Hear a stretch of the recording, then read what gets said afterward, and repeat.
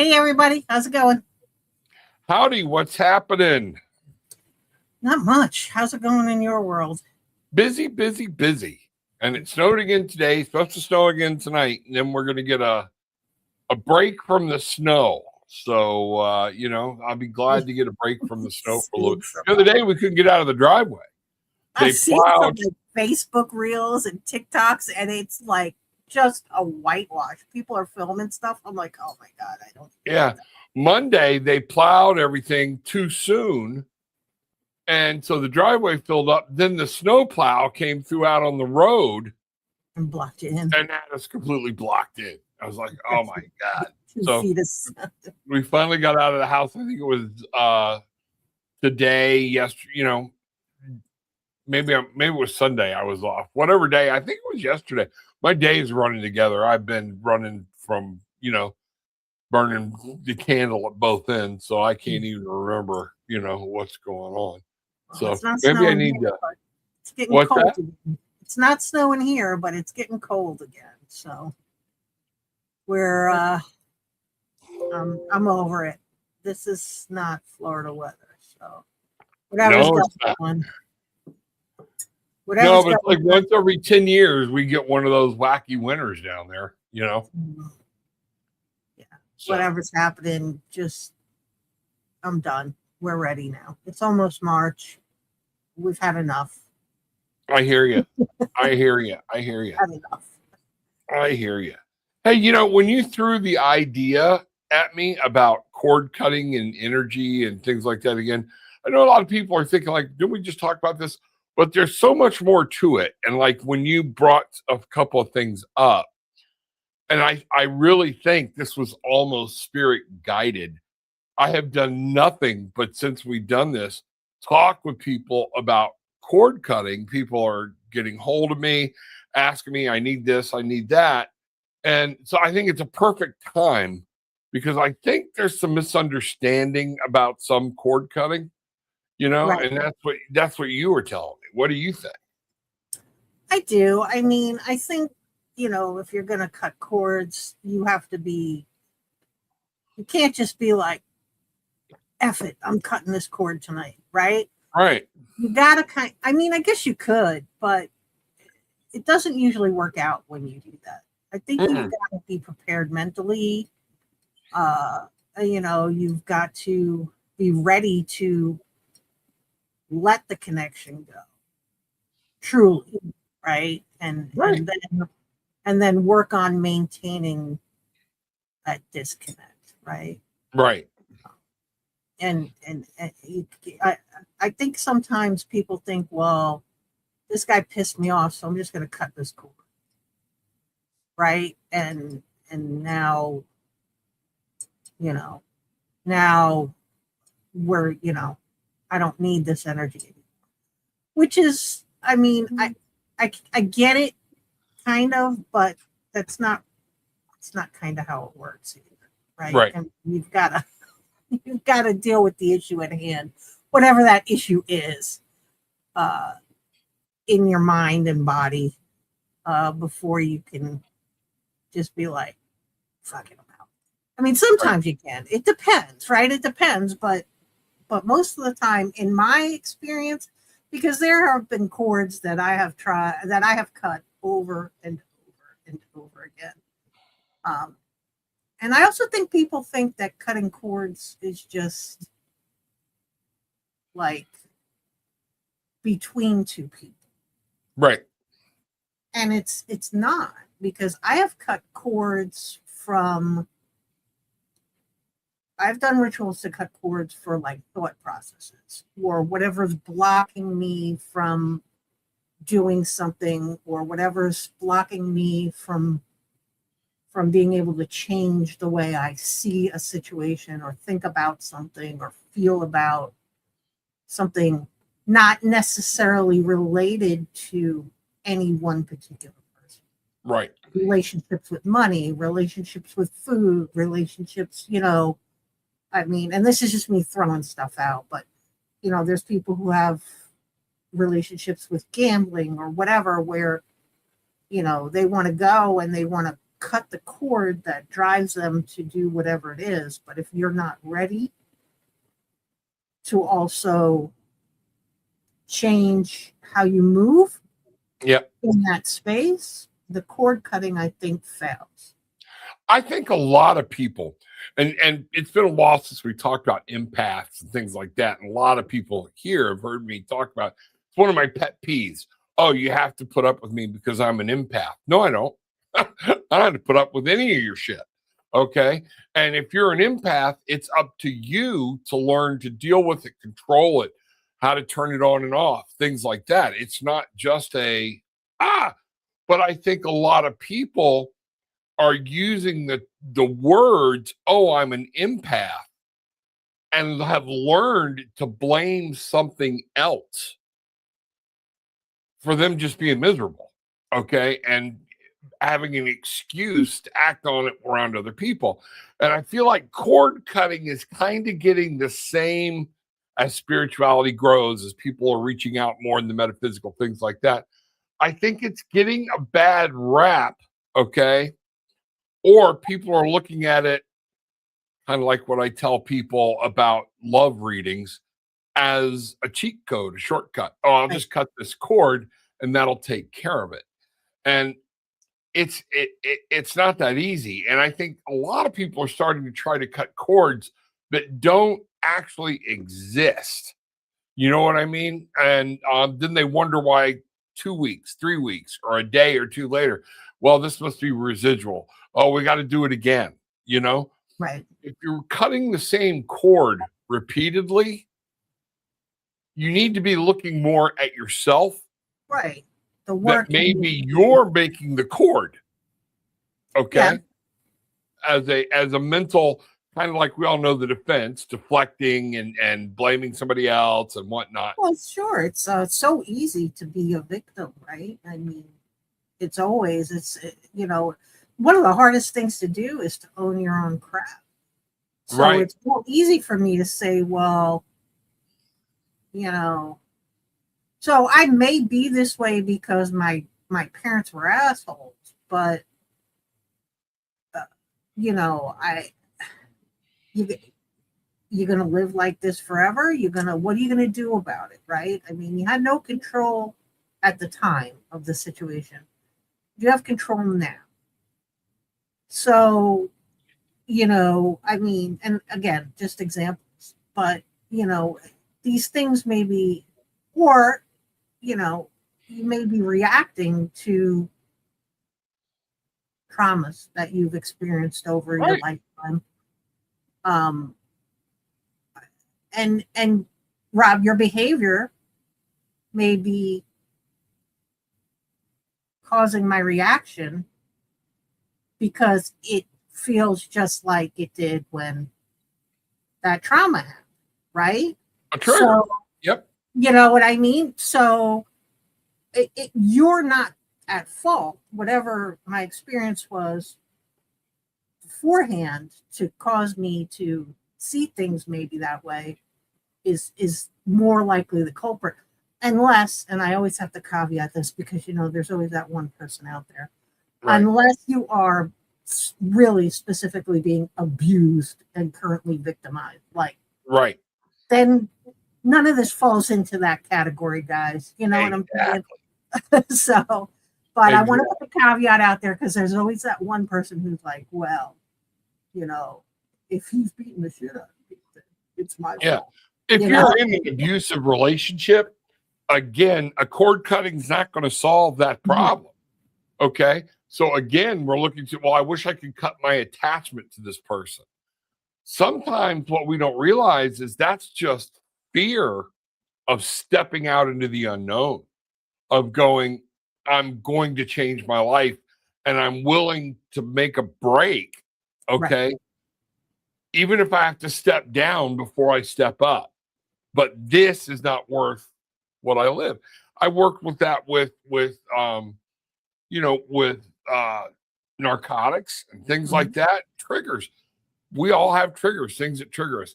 But how do you get over any of it? You learn to control your trigger. Okay. Trigger. Oh, McDonald's.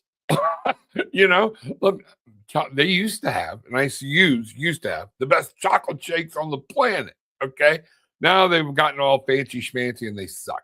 Okay. They don't even get the vanilla mixed up with all the chocolate right, you know, and take it from a fat guy. That's, no, there's perfection in that stuff. But it's all these things. It's not cutting a cord to McDonald's or cutting a cord to my hunger. It's me getting control of myself. And that's where what I see in a lot of people, and I've dealt with this since you said, hey, let's talk about this. I've dealt with this several times. So I felt like it's been directed and I've been really thinking on it or whatnot. And, that whole, what is cord cutting? People don't realize it. And sometimes, and I had this conversation with somebody today about, we have to remember it's body, mind, spirit. The metaphysical doesn't always fix everything. I know that's a shocker to everybody out there, okay? But sometimes the mind needs help, okay?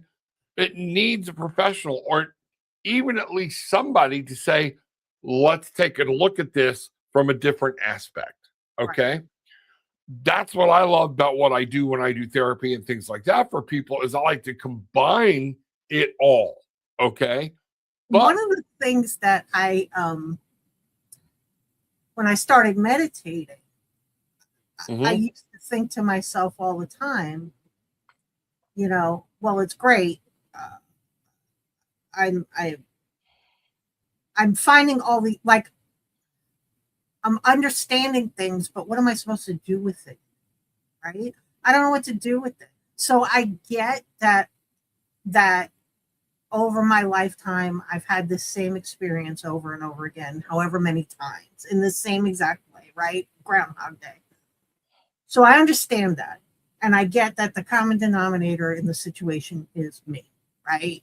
So there is obviously something about me that I don't see that is causing me to either be attracted to these people or bring them into my world or allow them in my space. So one of the things that really is that I really struggled with was, what do I do? So now I have this information. What do I do with it? Right. And so I had to go find somebody who can help me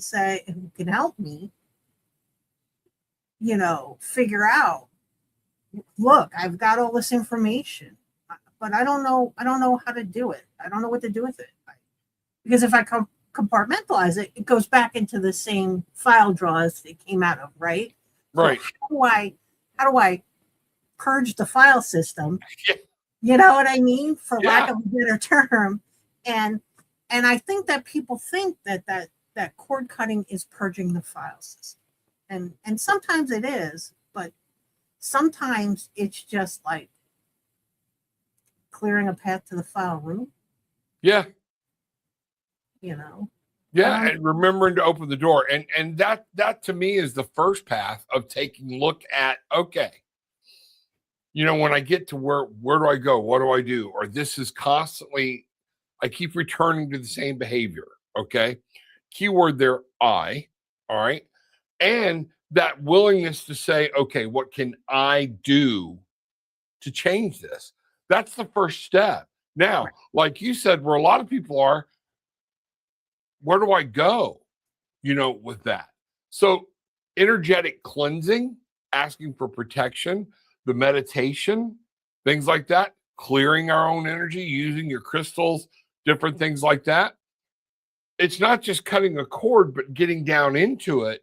And then maybe finding there's a subconscious cord, okay, or something you've attached to, but we can symbolically cut that cord. But if we don't cut that cord up here, right, it's going to be recreated.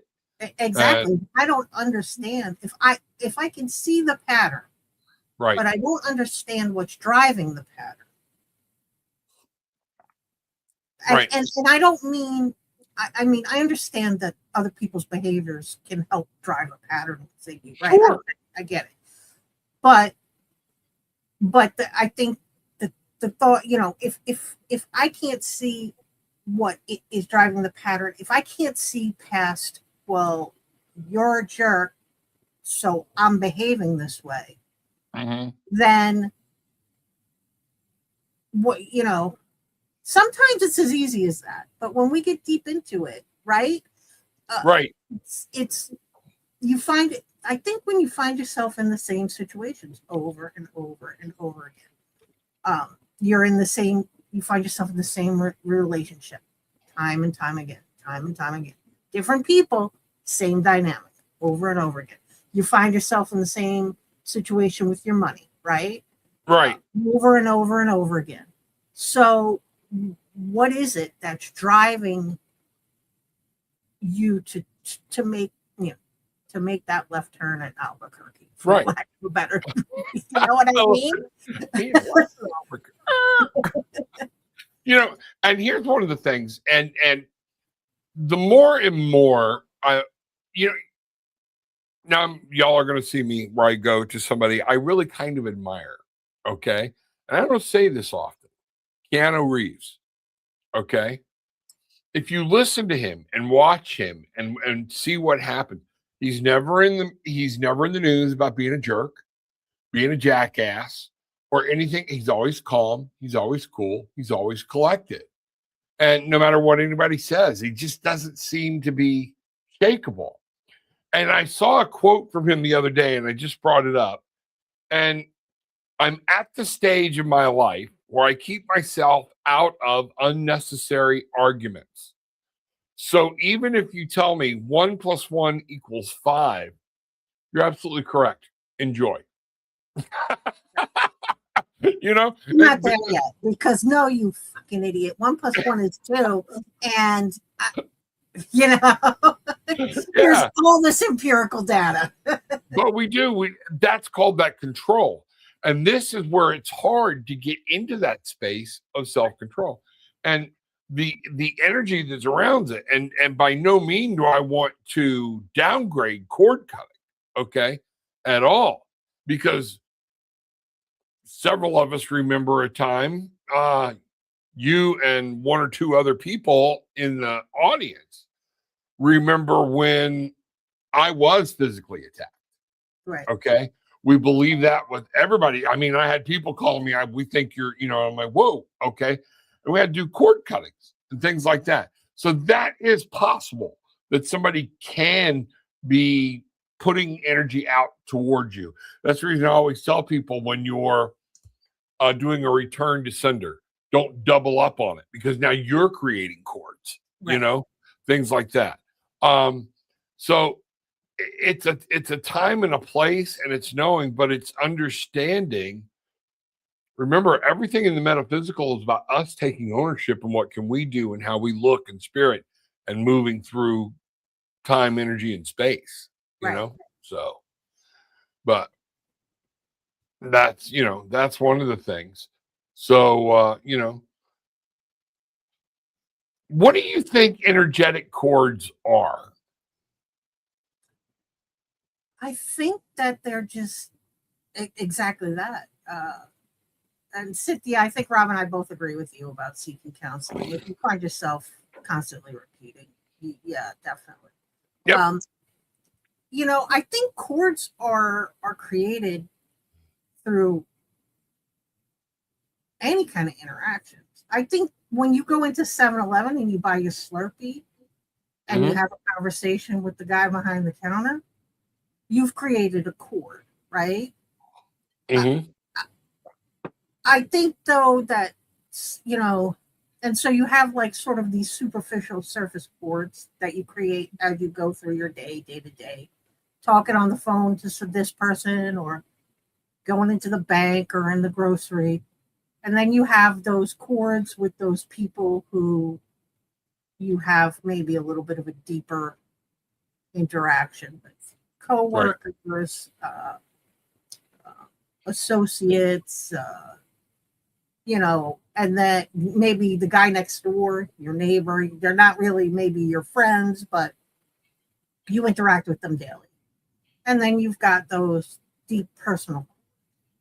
right? Family, friends from years ago, or just friendships, deep, close personal friendships in general, your romantic relationships, all that stuff. So I think that we create chords, and I think it's just an energy signature between people, and I think it's kind of how we maintain it, right? And because you leave 7-Eleven with your Slurpee, you get in your car, you had a nice conversation with the guy. Oh, I really like that guy.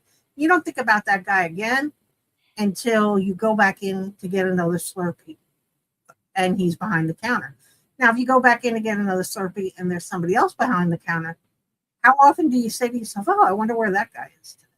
You Exactly. Yes, you just pay the new guy behind the counter and you take your Slurpee and you get in your car and you go about your day. Right. Nobody would ever know the difference. And sometimes it is just that simple that we have attached a chord to somebody that didn't attach to us because we found them very pleasant. They spoke to us in a voice that was just very welcoming, that was pleasing at a time we needed to hear it. Okay. Doesn't mean you're like, oh, I love this guy, you know, and if I marry him, I can get Slurpees for life. It doesn't mean any of that. Okay. It really doesn't. Okay. We got to stop right here. Favorite Slurpee flavor? Mine? Yeah. Oh, Coke. Okay. Thank you. Coke or cherry? Coke or cherry? I can't do cherry, but I do Coke. I do the Coke. Every don't- now and then, what is it? The You're gonna say some like weird. the lime one, especially if they have a lemon lime that's like sugar free. Yeah. Angie, blue. You know, Bruce says I love the Slurpee correlation. Yeah, you know, so it's one of those things. Oh, and now for all my people, okay, that grew up, there's a difference between a Slurpee And an and a icy. slushie. Oh, or an icy. A Yeah. Slurpee and an icy are different. An icy is more like a slushy. A Slurpee is Completely different. Completely different. You know, Coke Slurpee, Coke mixed in with some vanilla syrup. Holy crap. You know, what are we talking about there? Diabetes in a cup. So Bruce likes weird Slurpee flavors, though. I don't like weird flavored anything. Bruce likes oh, I'll take a mango passion fruit something Slurpee, and I'm like, get away, you know. Can I just have a Coke Slurpee, or can I just have a cherry Slurpee, like just a normal Slurpee? He'll do it. He used to buy me. We'd travel and go to like Circle K or something, and I'd say, just bring me a water. Just get me a water. And he would come out with like watermelon flavored water. And I'd be like, I didn't ask, you know, and then I'm ungrateful, right? Because I didn't ask for watermelon water. So now I have to say to him, I just want water. Just plain water in a bottle, water. That's it. That's all. I don't want any weird flavor. I don't want anything in it. And he's like, fine. But, but yeah. Jillian, geez, oh Pete, I used to have, I think that's when she's driving back and forth. All right. I used to have an orange Slurpee with a 5-hour energy in it to drive home on my 90-minute commute. Oh, no. Although I can't, you know what, though? I used to hit Starbucks. When I was going back and forth, when I was commuting, like 3 hours one way to St. Cloud, and then from here to St. Cloud, back up to Longwood, back down to St. Cloud, back to here, I would hit Starbucks. And eat it and have a Starbucks. So it's probably the same difference. But I would always have I would hit Starbucks and get coffee because my love affair with caffeine began when I was a police officer, and I was working 6 p.m. to 6 a.m. for many, many years. And matter of fact, that's how I met Cody's mom. He worked at a 7-Eleven. So imagine that, cop, 7-Eleven, clerk, things like that. And she would, and when she came in at like 4, she knew I'd be in at 6, and by 7 or 8, I'd want my coffee. So I would come in, and she had a pot of coffee that, how on the 7-Eleven coffee it gets down to about this low? She would start topping it off, putting that into another pot for me. So it was that dull, strong, old 7-Eleven, and she would start filling that up and then put a sign around it, Rob's Coffee. And somebody would come in and she'd be like, don't be careful. That's not what you think it is. But it's funny. So I would come in and get one of those 52-ounce things of that, fill it up. Okay. And then I would have another 52-ounce cup of Mountain Dew. So that, yeah. So I was like, but I never got that way. But it was like, okay. My name is Julio. I need to keep my bunghole. Toby, my middle one, I was cleaning the house one day, and he's like, you want me to just keep you in coffee all day? I'm like, yeah, sure. 9 o'clock, I was beat. I was ready to go to bed. He said, do you realize how many? This is when I started cutting back caffeine. He said, do you realize how much coffee you had today? I said, no. He said, I made you 7 pots of coffee. And yeah, you remember that. And I'm like, wow. So I started trying to cut back. Yeah, I had to cut back on coffee. But I got to tell you, when I was in the office every day, I would drink coffee like up until almost when I left. But now when I'm working from home, boy, if I have coffee, in the afternoon, I'm up. I'm like, I'm sitting here right now. I just finished a thermos of coffee. You just top that off. I got decaf 2 going cups, because I've gotten into situations lately anymore where if I'm drinking the caffeine, I'm up all night. I went and got my nails done the other night, and I stopped off and got like one of those refreshers from Starbucks, and they got caffeine in them. And yeah, it was a Friday night, and it was like 6 o'clock on a Friday night. I'm drinking that thing, and it's like, yeah. So needless to say, Friday night I went to bed pretty late. It was like, for me, it was late. It was like, it was midnight. That's that's late. Yeah, no, that is 9:15. I'm like, gotta go. Every now and then it hits me when I leave here, especially on the night we have shows. I'll go upstairs and I'll kick my feet out and have, I'm done with my coffee. I don't drink after here, but a lot of times within an hour, I'm dozing off on the couch or whatnot. And even Gillian's like, I don't know how you do that, but there are some nights it's like, okay, I'll be here in the morning. Like, I don't know why I'm so wound up. Could it have been the 5 cups of coffee you had today, and then you had 2 later? Right. You had after dinner. Right. And Cynthia, you're right. Cut the cord with the coffee. Absolutely. I have. So that's one of those things. So, so when we talk about cords, everybody also says, cords only get cut like what we're talking about here. Cut a harmful cord. We have to be careful because there are some cords that are healthy cords, that take us to a place or attach to a person or something, or like you said, the thought process or experience. Yeah, practice or something that helps us find center. Okay. So, that's one of those things where it's like, okay, there are healthy things. Would you sit down though? I'm trying to think of a situation where you would consciously cut that cord. If it's something that's helpful. Or are you saying like? No, I'm saying that cord might not need to be cut.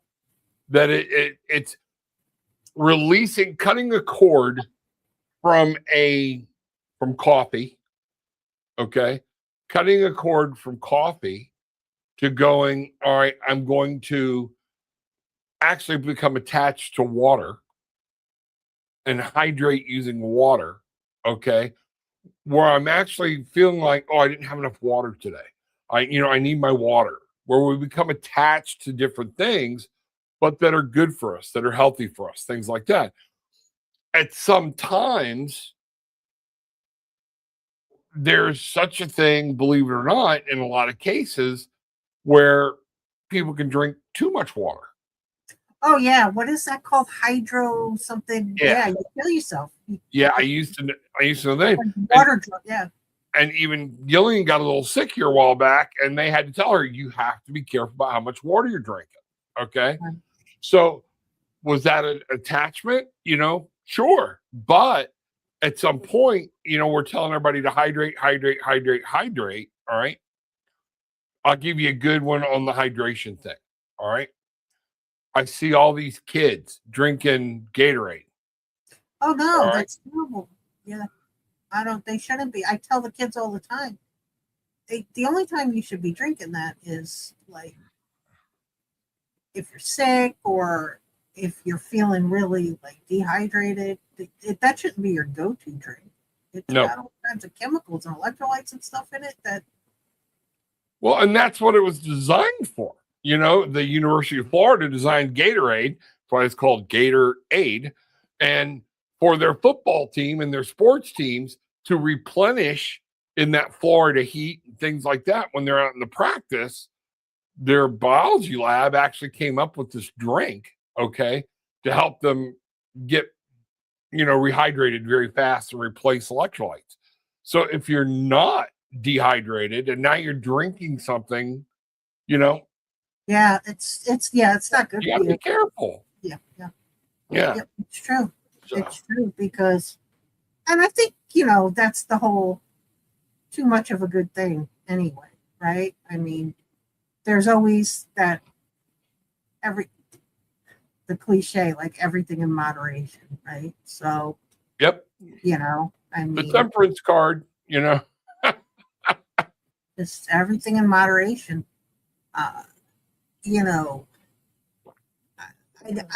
One thing that concerns me, like when I'm scrolling, because we all know I love to scroll, is when is just a lot of the information that's put out there is put out there so recklessly.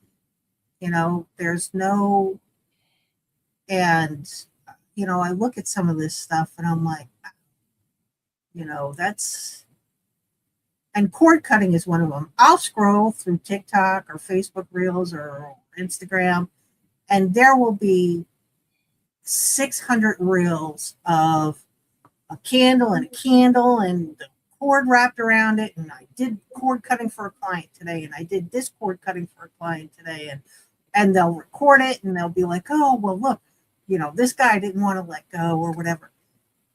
And I don't know. Maybe it's just because that's what they're doing as their practice, right? So they have clientele who's doing it. But I'm like, man, that's a lot of cord cutting. Lots and lots of cord cutting people are doing. And, you get, it also brings me to the question of ethics, like in a business, right? So I have an Etsy shop or whatever, and I'm offering cord cuttings. Do I have an onus to even say to these people, are you ready even for this cord cutting? Have you prepared yourself for this cord cutting? Like, because I have a level of ethics where I feel like I need to say to you, look, there are certain things that are expected of you once I do this, right, for this to move forward. If you're not ready to do these things to maintain the severing of this connection, then this is, and maybe that's the problem, and probably why I don't make a whole lot of money. because like, there are other people out there who are like, oh yeah, I'll do it for you. And I don't care what the outcome, whether And they don't. And that's what people need to realize. You're absolutely right. This whole, just like I said, go get somebody else to read your love reading. Does he love me? I'm not going to meddle in what he thinks, Right. but there are plenty of people out there that will, and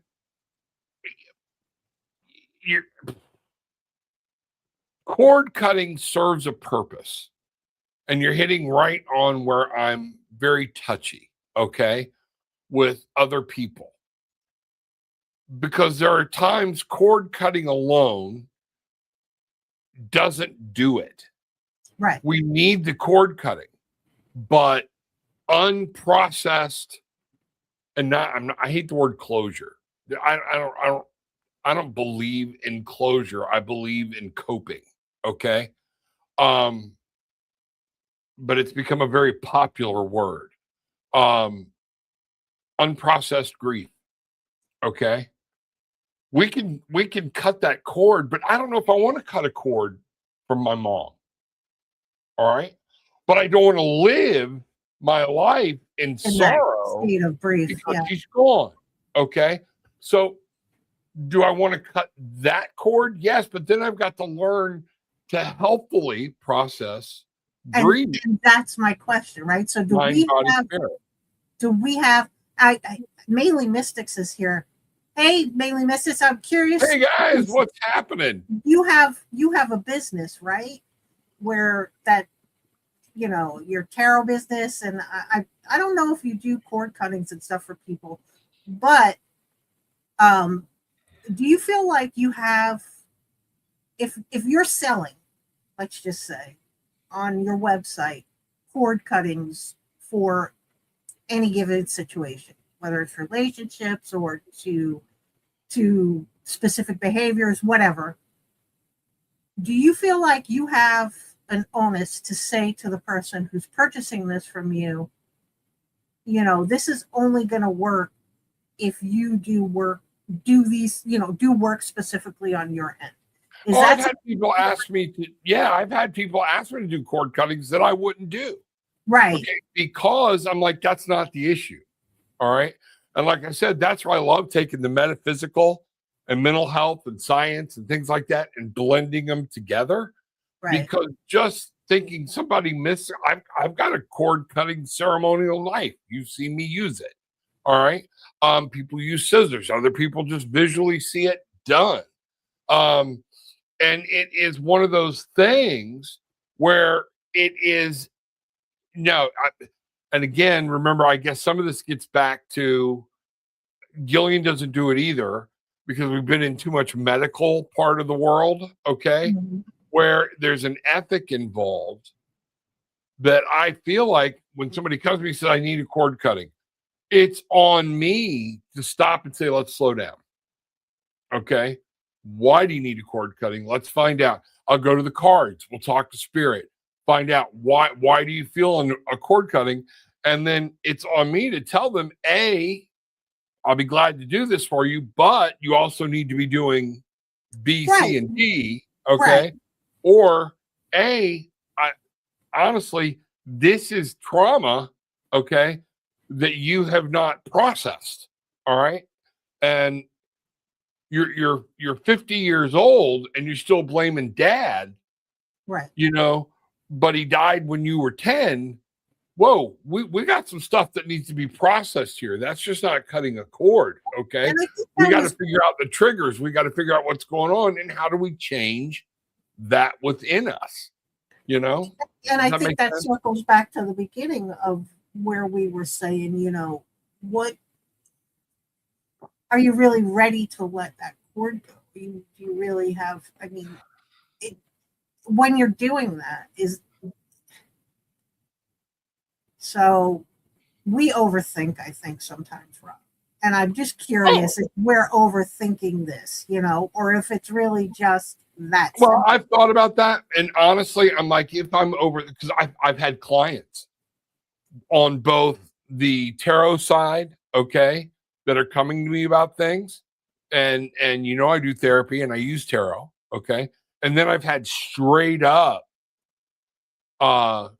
marriage counseling services and personal therapy. Okay.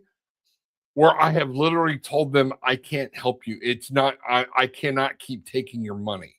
You keep asking the same question. You keep coming in and doing that. We've heard me tell people in my show, I'm not going to read that anymore. I'm done. We've asked that over and done with. Ask a different question. And you try, you want to help, you want to make this thing, and you don't want to be a schmuck. Okay. But at some point, yeah, it's done. It's not healthy for them to continue on that actual thought process. That makes sense? Right. Yeah. Okay. Look, Yeah, we all so- have free will. Okay. I don't have power that can override one's free will because they are paying me. You are gotta love you. Okay. Yeah. Nope. I would teach them about the dynamics and energy involved. And if they don't want to accept it, that's where I say, I'm sorry.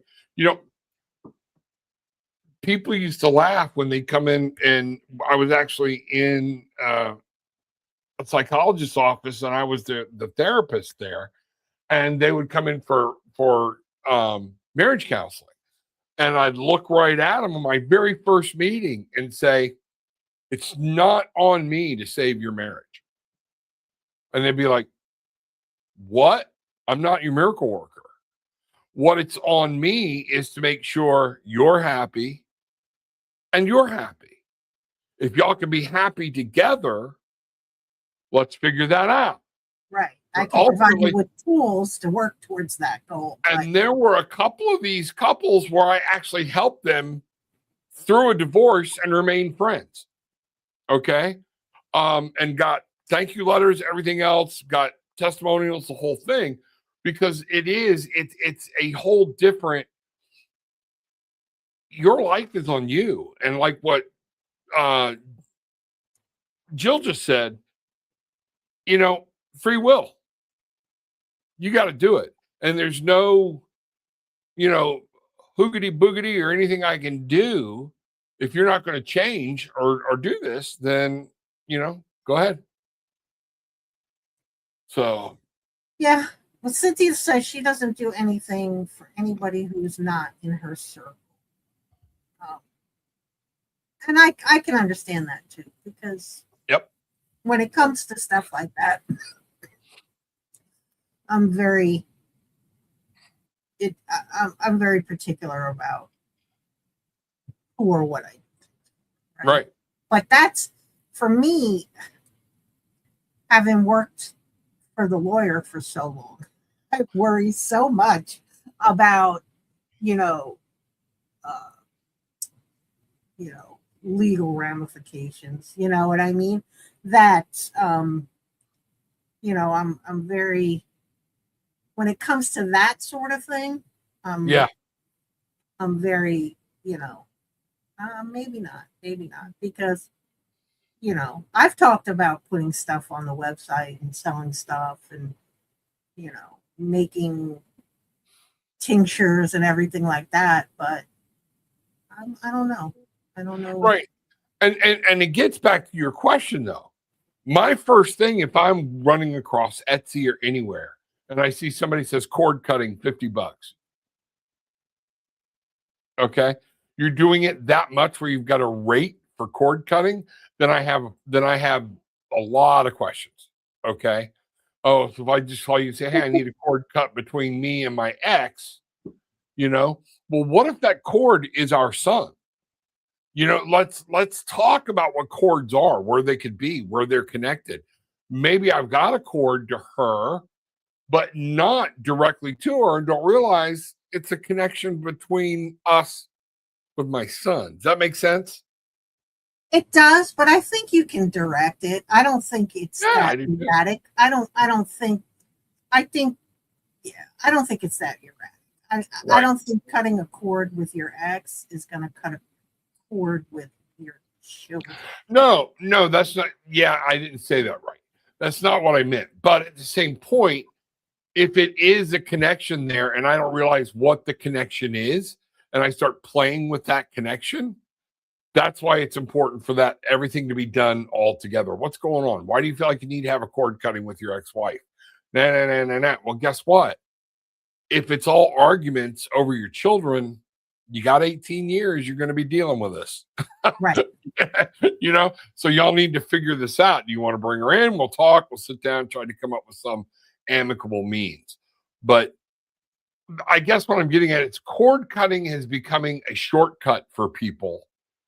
Kind of like asking a tarot reader, Jill, you know this one, does he love me? Right. I'm not going to tell you if he loves you or not, okay? But I will tell you what you need to know about being in a relationship with this person, period. But it's about you. Yeah. I think people think it's an easy fix. And but I don't think they realize when they're asking for it that there's some internal mental work that needs to be done in order to, because you can cut a cord over and over again. It doesn't mean you're not going to reattach it. Right? I mean, if you're not ready to change how you move in the space, right, then you're just going to reattach the cord. And you're just going to continue to, I think a lot of times cord cutting gives you sort of that the avenue to make an exit. Yeah. And I don't even mean physically, but I just mean like mentally, it's sort of a way that for you to mentally say, okay, I'm walking out the exit. Yeah. I still say. Yeah. My signature that I'm settling into is soul sessions. I use my gifts, tarot mediumship experience, and energy work, ceremony, etc., to help my client get on the path to their highest and best life. That's what it's all about. That's exactly it. I just want to help you live your best life. I have no set things to do, okay, other than some actual physical exercises that that I've learned through therapy sessions and things like this or whatnot. It's powerful. One of the things I would caution people about on both ends, if you see a spiritual guide, someone like Jill, someone like Brigitte, like myself, okay, spiritual counselor, make sure, and you and I have talked about this before with people getting readings and things like that, before you sign up with Betty Joe because she's the cheapest on the website, okay, you need to understand, like what Brigitte said, this is a relationship that's beginning and a cord could be set. Now, what do you know about this person? Where are they at? What's the happening? What's the creepy feeling you get? You could be allowing somebody to attach a cord that you don't want to stay with you. At the same point, those of us that are doing this, Jill, things like that, even Cynthia, who is helping people within her circle, and I think this is smart, only do that because at that point, all right, we could be getting an attachment from somebody. We've all done readings for people that wound up like I've done it. I've worked with people where, I thought the connection was severed, and then it's not, right? Yeah. And like, oh, maybe I didn't do it right. So as a practitioner, I have to make sure that person on the other end is cutting that connection. Exactly. If I'm dealing with somebody who is refusing to cut the connection at the end of the session, then I'm not going to work with you again. I'm not going to, especially when I'm doing like the quantum healing and stuff, because now I'm sort of messing around in energy field, right? It's different when you're throwing cards or whatever, but when you're doing the quantum energy healing, like I am stepping literally into your energy field, right, like into your space. People feel it. They know when I'm there, Yeah. And if I'm going to awash myself in that, and then I sever that connection, I need to know that the person on the other side is settling that. Absolutely. And one of the things when Jill and I were first meeting, we were doing her and her husband and me and my wife, we were at these different festivals or whatnot. We're both doing readings. And Jill gave me a bottle of sage spray. Okay. I can't remember if it's because we forgot ours or whatnot, but you've done them in these groups where people we don't know just walk up. And man, you can get done when they walk in, you're like, whoa, okay. Yeah. Wow. Okay. So you're actually spraying while they're sitting there. Yeah. Okay. Then they get up and leave, and you got somebody coming. You got to go, wait a minute, clear the area, and I'll be right back. Step out in the sunlight, step away. Kind of, how I teach people to shake off negativity and things like that. Yeah. Be careful. Those are attachments. Those are cords. Because again, in my personal beliefs, okay, there are things out there. We always talk about angels and everything or whatnot, and beings and aliens and different things. There are things out there that I believe that are not for our best good. Okay. And you don't know who's attached to what and anything else. So man, I've like sprayed the cards at one of these festivals so many times they were getting freaking sticky. Sticky. Yeah. I've done it. So yeah, Jill, I agree with you. You can't do a proper cord cutting. No, it's something you've got to sit down, and it's very specific. And yeah, most definitely. And I don't definitely. I like your statement right before that. You get what you pay for. Yeah, absolutely. You do get what you pay for. Or sometimes you pay and you don't get what you think you thought you get. Right. But I don't know. I think that she's a Michael is your shield. Raphael's mine. But yeah, I just think that when we're talking about cord cutting, we're a little more cognizant of what it actually is and what it actually means. And Jill, you're absolutely correct. It's at a soul level. And so you have to understand it's everybody's soul, right? It's your soul, it's theirs. So that's why I keep saying you gotta be ready to move in the space without that connection. Correct. And I think people don't realize that. I think they just think exactly. And if somebody's like, okay, all right, we need a cord cutting, let's just sit down and do it. Yeah, no. We got to dive deep. We got to find out, because you've got to disconnect it. Like I love that. That was a good way to put it, soul level, but on the mental level. And are you ready to do the work that it takes? Right. Because it's not just, okay, it's not a bag of M&Ms, okay, where, we're going to do a cord cutting and now I'm going to have my candy and be happy. It doesn't work that way. Yeah, a lot of times go ahead. No, I was just saying, a lot of times in a cord cutting, when you do it right, you can feel an immediate release. The severing. And feel a weight come off of you. But at the same time, if it's a cord you've been dragging around that's in that deep soul connection or whatnot, you can cut that cord and then be wondering about, why do I feel different? Because things are changing, so. See, Cynthia, I disagree with that statement. I think that, and here's why. If you're not ready to let go of whatever that cord is that you're cutting, if you're not ready to let go of the dynamic within that cord, I think you're just gonna create another cord attachment to whatever it is. Right. I really do. If you're not changing your habit, if you're not looking at a different way to live around this and have it change, cord cutting, an amazing, powerful, and needed practice sometimes, but we don't do this lightly. Right. Absolutely not. Absolutely not. And Cynthia, I'm kind of with Brigitte on that.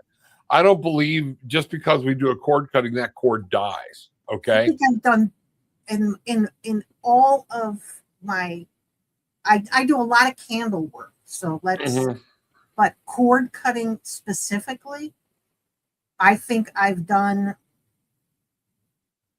maybe 4 times, 4 separate occasions. Right. I have never, yeah, that's not a regular practice for me. And then that's for me personally. Right. I've only done one like return to sender cords cutting spell for on behalf of somebody else because they asked me to. Right. Only one time have I done it. And I'd do it again. But Right. for that person. But I you know, I don't know. I just feel like it's you've got to it needs to be taken a little more seriously. Yeah. That's it. And we just got to take it a little more serious than what people do. And that's, I'm afraid, it gets back to that whole thing the way I started the show with my statement of, you know, well, you have to forgive me because I'm an empath. We're using that as a scapegoat for our behavior. Okay. Right. And the cord cutting is, well, it's being able to blame somebody else for something that we can actually take control of. So if we don't do that and do it in the right spot and do it in the right way, you know, it's waste of energy, waste of time. Okay. And I'll be honest with you, I don't ever remember. I'm like you, I've done maybe 4 or 5 in the past 2 years. Okay. If that many. All right. And generally when I've done that, there's been no money exchanging hands. Okay. It's gotten into a series of, I kind of, you know, that's what I like to do is help people. Okay. Right. And that's where, if anything, you and I will stretch out and go like, you know, okay, y'all have gotten on me for in my readings going, nobody's setting an appointment because you're doing everything online. You're giving it away for free. Okay. But I gain joy from that, you know? So, right. and Yeah, it's well, I've only, like I said, I've only ever done a cord cutting for somebody besides me one time. right. So, and no money exchanged hands there either. Right. Yeah. It's a serious thing. That was And, you know, spiritual defense. what's that? That was pure spiritual defense. That was me rallying everything I had. But yeah, it's interesting, you know, to because Jill's right. It's a soul level. It's a cutting at the soul level, you know. Yep. That is very, you know, and you'll feel it. I think you could, if you do it correctly, you'll definitely feel it. Oh, absolutely. Absolutely. But it's also like one of those things where one of the things I try to remind people of on a psychologist therapy level, if anybody's going through therapy or whatnot, or you're going to your spiritual counselor, never open somebody up that you can't close it down. You don't want to leave them open. And that's a therapist's biggest nightmare is it takes a lot of times the session's 45 minutes because you leave yourself 15 minutes to kind of regroup, refrazzle, everything else. But one of the things everybody bitches about after work or whatnot is like, you know, when he finally opened up, it was at the 40-minute mark. Now, how am I supposed to close that down? Right. In 5 minutes? And so we get into that, and that's how some of those sessions can go over. So you have to be a little patient if you're in line, because if you've opened somebody up and you're like, oh, got another client. All right, we're going to bring this in, shut it down. You can do some damage. Okay. And that it's very important, you know. Anybody who's done like a Zoom reading with me will know that you may schedule for 30 minutes, but most of the time we go. You may schedule for an hour. I would say 9.5 times out of 10, we exceed that time. Right. you know, for that reason, right? Because, you know, you're knee deep in your cards, and you're having conversation, and, you know, you're going back and forth, and then, oh, I'm sorry, time's Yep. up, you know. And that's what, yeah, Jill, that's what I'm talking about. Absolutely. You know, especially when somebody, you know, when they come in and they're just like, I'm looking for a general reading or something, but you can feel the weight when somebody's asking you one of those serious questions. And you're like, okay, everybody's got to come to a slowdown. All right. And I've got to be willing to give a refund to anybody, or not, you know, not say, all right, you know, sorry, this has gotten deep. Okay. And the readings are readings. And if you're doing it on the way we do readings with Jill, I know Jill's done my readings, things like that. I've read for Jill, vice versa with you and me. It's one of those things where when you're being real, it's not something you can rush. If somebody walks up and says, I want a 15-minute reading, okay, what do you see? Here's what I'm doing: my prayer, I'm doing everything, and you're getting one or two cards, but I'm not going into a crazy detail. All right. But when they pay for a half hour and they're like, look, I'm really having some issues at home, hit the brakes, pump the brakes. Let's talk about it. Okay. That was one of the things that I struggled with at the fairs, right? Sitting at the fairs was, you know, because you're like, all right, 15 minutes, 20 minutes, whatever you're saying you're reading, however much time you're dedicating to your reading for each person. And you've got a line of people, and they're all standing there like, you know, when's my turn? You said 15 minutes, you know. Right. You know, exactly. And the person's crying, and it's like, well, hate to cut you short, but get up and get out, because here's some Kleenex. Talk to you later. Okay. Yeah, because Bobby Sue, it's time for Bobby Sue to have her reading. You know, I mean, you know, yeah, it's those 15, 20-minute readings at those fairs are probably some of the hardest, because, and especially then you get that person in front of you who gives, you get nothing from. You're just like, you're reading the card. They drive me nuts. And you're like, does any of this make any sense to you? So, and then they're like, yeah, I guess. Yeah. And you're like, okay, good. That's a good thing. All right. You know, see you later. You know, it is, you know, Cracker Jack reading. Good thing, Jill. Yes, they spend the first 10 minutes letting you figure out why they're sitting in front of you. Yeah. Absolutely. You know, is there something you'd like to know or whatnot? And so what I've learned to do is I change my phrasing. Okay. Is there something particular you're looking for? Yeah. Okay. Or would you like me to just start and do a general reading? I do that all the time. I say, yeah, are we looking for something general, or do you have a specific question you have? Right. Because if you have a specific question, it'll be a whole lot easier for me to interpret what's coming out versus, you know. Right.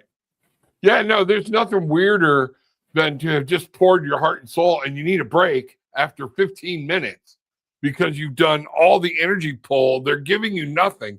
They're in a staring competition. Okay. And then you're finally going, I've done all I can do. Was this, you know, did this help anything? And they're like, oh, you were spot on. Well, thanks a lot. Thank you for the validation. Yeah. Now, somebody get me a drink. Your time is up. Yeah. I want to cut this with the same spray, right? Get out of here. We're just kidding, guys. Yeah. And I've had other people who were waiting for their turn sit down after them and go, wow. Was listening. And I'm like, God, yeah. Oh my God. Oh. And then that one person, and you're looking at him, you're like, could you just give me like 2.5 minutes, you know? Because at those fairs, you don't even get to get up and go to the bathroom. Right. You're going from 10 a.m. to 5 p.m. Boom, boom, boom, boom, boom. You get no break. You're just there reading the whole time through. And if you get to get up and pee once, you are so lucky. Yeah. Cynthia, one of the things, so somebody feels that they need an emotional cord cutting. What do you suggest they do? Well, it's time for a deep dive. Why? I'm a big root cause analysis guy in business. People have hired me to teach them root cause analysis. Okay. And I generally say you need to be asking why 5 times. Okay. Well, I have this emotional tie to my ex. Okay. He's your ex. All right. We all got divorced, right? Yep. Okay. Why do you feel, you have this emotional tie? Well, I loved him. Why did you love him? Well, I loved him because he started doing this. Well, why did he stop? And we start drilling down to getting to that root cause, Cynthia. And that's when I figure out, and I have to let spirit, the cards, whatnot, talk to me and say, does this person actually need it? Or are they looking for something? Or do they need emotional cord cutting? And, I need a follow-up visit because we got to check in on this. Okay. I will do the cord cutting. Okay. But they have to agree to either do follow-up, let me know, or whatnot. Now, if they don't, that's on them. Okay. But it's a true reader. Okay. Jill, Bridget, myself. We're not just there to flip cards and go, oh, look, I got the Page of Swords. Okay. You need to study on this, whatever this is thinking anymore. Learn more about what you're looking for. That's crap. Okay. That's crap. All right. That's a 15-minute, like Jill said, crackerjack reading. Okay. But if you're coming to me and going, I need a cord cutting, then right there, that very question is telling me I'm going to be here a half hour to an hour. Right. Because we've got to find out. First thing I'm going to do is slow it down. I'm going to bring spirit in. I'm going to try to channel spirit. I want to talk. I want to dig. And we're going to ask some questions. Okay. Because not only do you just cut the cord, you have to give them after stuff, things to do. Here's what you need to do: a ritual, something, whether you believe in any mental health therapy or whatnot. Even then, you do the cord cutting. Okay. Even you would probably go, okay, now here's what I want you to do. When you go home, I need you to keep reciting this affirmation. You've got to bring a protective light around you. All of this stuff. And I really would like, here's my card. I would like for you to contact me again, even if we don't do a reading, just to let me know what's going on. Okay. Right. It's a serious thing. Like when I do healing, I will say, I need you to contact me. Tell me the next day how you're feeling. What's happening in your body, in your mind, right? Because how are you processing whatever, because if I go in there and I start yanking this stuff out and moving it around in your body, and you're moving this energy around in your body, it's going to do something to you. Yes. And I need to know, what is this going to do? What's happening to you? Because you need to be processing this, right? You need to be filtering it out and processing. And for me, if you're not doing that, then sure, I can continue to take your money, but it's kind of a waste of my time and yours, right? If you're not working to move that out of your energy body. Right. Exactly. And anybody can do a cord cutting. Anybody can do what we do if you tune in enough and you start looking at it. It's when you take it to that next level of, why are you doing this? You remember when I first started reading live on camera, okay? I was doing 5-8 cards for every person that came in and would not get past the first 5 people in an hour, okay? If that many, all right? And then people were going, you got to speed up. You're giving them too many cards. You're doing this. And too many people were hitting me from the business aspect. Give them 2 cards and then tell them to call you. That's not why I started Tarot with an Attitude, the channel. Okay. Right. And I started it back in 2016 when I first started doing some of this, when the world was again in a political nut house. Okay. And people needed to hear some positivity. All right. And I realized I like to help people change the path, find happiness. How do you live a full life? And I didn't want to be known for that. Oh, yeah, here you go. Flip 2 cards, call me, Right. my link's in the thing. So I've had to find a medium because I know people want to hear readings, but I can't do full-fledged readings. All right. But there are times, this, when we've done readings for people or whatnot. Jill, we've had this same conversation where I felt like I was on a time constraint. All right. And you're trying everything, you're pouring your heart and soul into it to make it understood in the amount of time that you've got. Right. All right. And it totally wipes you out when you're done. Okay. And that's what you're looking for in a reader. Okay. Is somebody that's taking you seriously. It's a person. This isn't playtime. This isn't, Right. It's not, I may be a cashier at Walmart for 10 hours and this is a hobby. Well, that's good, but that doesn't mean you need to be reading for people. Okay. So there's a heart. Where's your There's a heart? level of ethics that go with it. You have to understand that you're dealing, and whether you're cord cutting or reading tarot or doing healing or whatever it is you're doing, you're dealing with people most of the time in very vulnerable states. Right. And the things that you tell them and say to them could have impact, So you've got to be really specific in your language, I think, right? Yeah. So that people understand what you're trying to get across, but you also have to do it in a way that it's not. I know you're tarot with an attitude, but you can't have that shock to the system, right? Some people they don't feel very well with that. Right. And the last thing you want to do is tell somebody something and they go out and sell their house or give away all their worldly possessions, and then they say it's because Rob or Bridget or Jill or somebody told me this in our tarot reading. So go ahead and gamble your whole paycheck on the lottery because Rob said the Wheel of Fortune hit.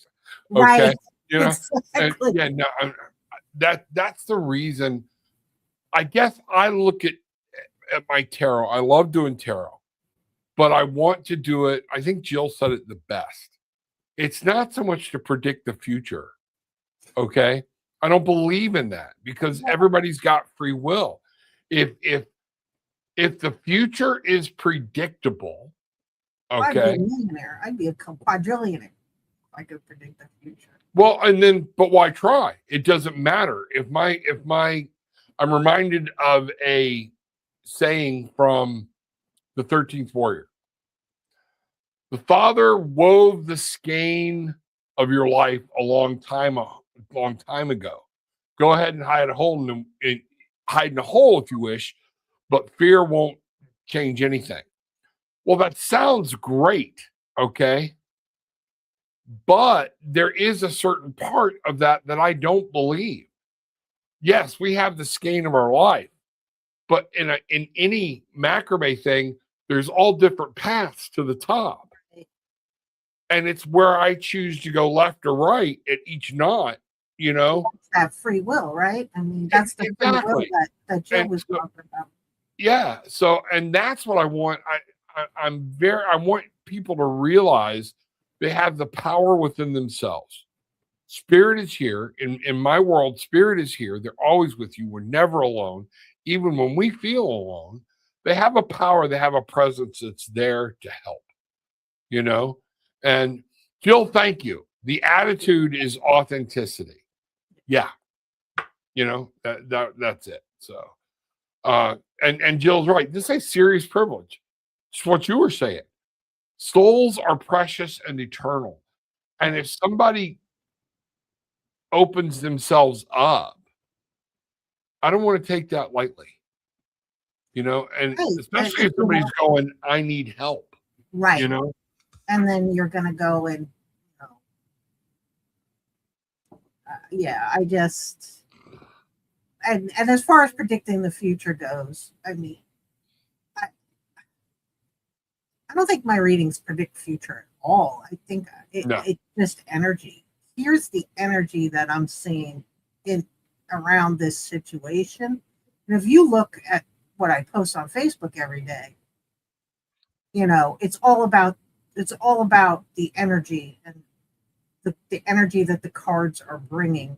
It's not about whether or not you're going to have a bad day at work today, or you're going to have a fight with your partner, or you're going to get in a car wreck, or whatever it is. Like, it's all about, hey, this is sort of the energy that's hanging out in the ether. So be cognizant, right? Be aware that if you start to feel feelings, that energy is out there floating around. Right. And don't be, maybe don't be blindsided by it. Right. But I don't know. Cord cutting is a funny thing. And I just think that people, for a while there, I wanted to do shamanism, right? But soul retrievals, having a journey to go do stuff, that was kind of frightening, for me, because you're putting yourself in a space and you're going into people's space, and it seemed like a big, huge responsibility that I don't think I was ready to take on at that point. Right. I agree. So, wow. We've been at this for almost an hour and 20 minutes. Yeah, this has been a long one. Yeah. So maybe it's time to cut that cord.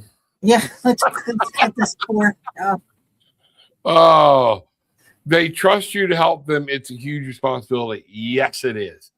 Yes, it is. And that's the reason I gladly hang on to my Reverend title, to remind me what I'm here to do. And that is for me and I know it is for Bridget, and I know it is for Jill and her husband David. It's one of those things. We're here to help people. It's not just, I can do this, So, yeah. A lot of times I remind me, I will say this, and I'm going to end this, why I love my Reverend title. My dad, as you know, was a Baptist minister. And me and him didn't get along a lot, okay? But there was one thing I always admired him for, okay? He never charged anybody for a wedding, and he never charged anybody for a funeral. And he's like, he said, as a minister, that's what we're supposed to do, is help people in these times. I can rejoice with them in this union, and I can cry with them at this departure. It shouldn't cost them anything to have, he would say God, okay, have God or Jesus involved. And I say the Spirit, okay, involved in this.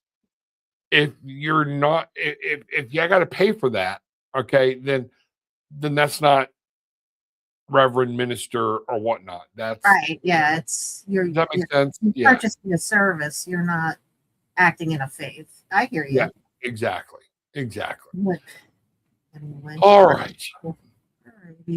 Well, I just want to let you guys know, I think Rob and I might be going on at 8, starting next show, because both of us, 8:30 is a little late for us, and we both have to get up and work in the morning. Just Yeah. like the rest of you, but I don't know what your time zones are. Yeah. Ours is Eastern. So, Yeah. but so we'll probably move it up to 8 with the caveat that we might even move it up a little earlier if 8 even seems a little too late. Right. But, And my show on Monday, this coming Monday, is going to be at 7. I'm going to start moving it to 7. So this is the week where it all starts moving to 7 coming up. So for that very reason right there, so. All right. All right, guys. Thanks for joining in with us. Absolutely. And yes, everybody, bang. And yeah, we'll see you next time. Night, Let us know everybody. what you guys want to hear about next time.